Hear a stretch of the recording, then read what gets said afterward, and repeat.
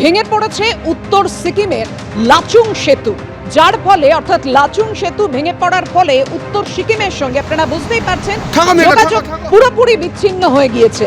ফলে উত্তর সিকিমে সাধারণ মানুষ ছাড়াও বহু পর্যটক যারা ঘুরতে গিয়েছিলেন তারা আটকে পড়েছেন। এই মুহূর্তে যোগাযোগ ব্যবস্থা চালু করার জন্য যুদ্ধকালীন তৎপরতায় কাজ করছে প্রশাসন। উত্তর সিকিমের লাচুং সেতু ভেঙে পড়ায় উত্তর সিকিমের সঙ্গে সমস্ত যোগাযোগ বিচ্ছিন্ন হয়ে গিয়েছে।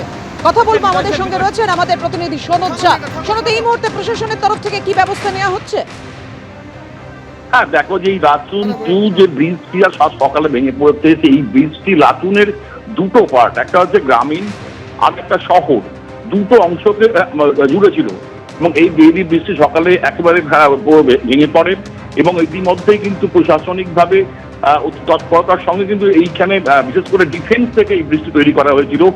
আবার কিন্তু ব্রিজটি তৈরি করার প্রস্তুতি শুরু হয়ে গেছে। তবে যদিও যোগাযোগ পুরো বিচ্ছিন্ন হচ্ছে না, পাশে আরেকটা ব্রিজ রয়েছে যে মঙ্গন 0 পয়েন্ট এবং লাচুং ইউংথাং, এই যে বড় ব্রিজ রয়েছে সেই ব্রিজটা দিয়ে যাতায়াত করা যাবে, পুরোপুরি বিচ্ছিন্ন হচ্ছে না। কিন্তু এই সেতুটি ছিল খুব অল্প সময়ের জন্য যোগাযোগ রক্ষা করে, ফলে এই ব্রিজটিও কিন্তু অতি তৎপরতার সঙ্গে তৈরি করার ব্যবস্থা হচ্ছে। পাপিয়া, ধন্যবাদ তোমার।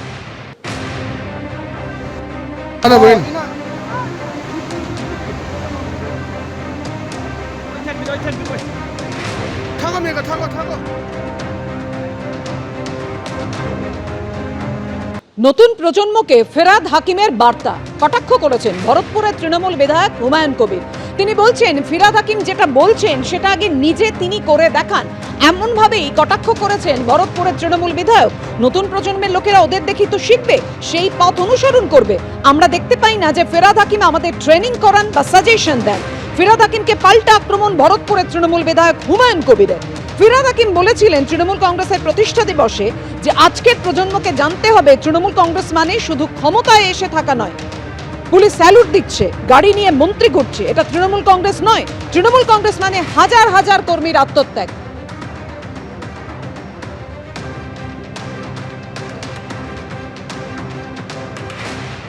ফিরহাদ হাকিমের এই মন্তব্যকেই কটাক্ষ করে ভরতপুরের তৃণমূল বিধায়ক কি বলেছেন দেখুন।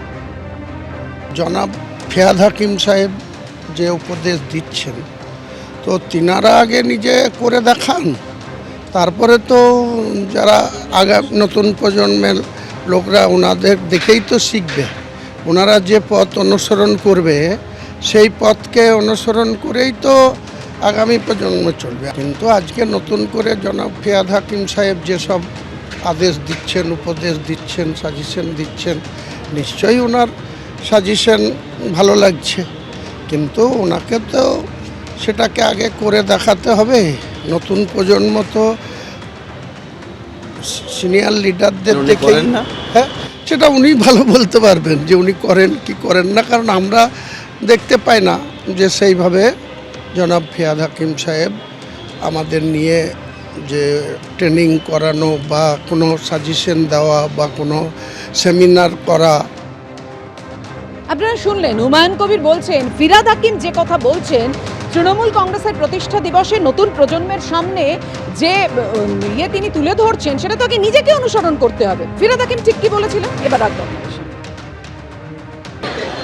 আজকে জেনারেশনকে জানতে হবে তৃণমূল কংগ্রেস মানে শুধু পাওয়ারে এলাম, পাওয়ারে থাকলাম, পুলিশ স্যালুট দিচ্ছে, গাড়ি নিয়ে মন্ত্রীরা ঘুরছে, যারা পদাধিকারী তাদের পেছনেও মানুষ সাহায্যের জন্য ঘুরে বেড়াচ্ছে।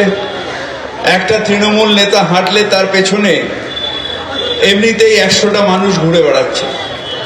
তৃণমূল কংগ্রেস মানে তা নয়। তৃণমূল কংগ্রেস মানে হাজার হাজার তৃণমূল কংগ্রেস কর্মীর আত্মত্যাগ।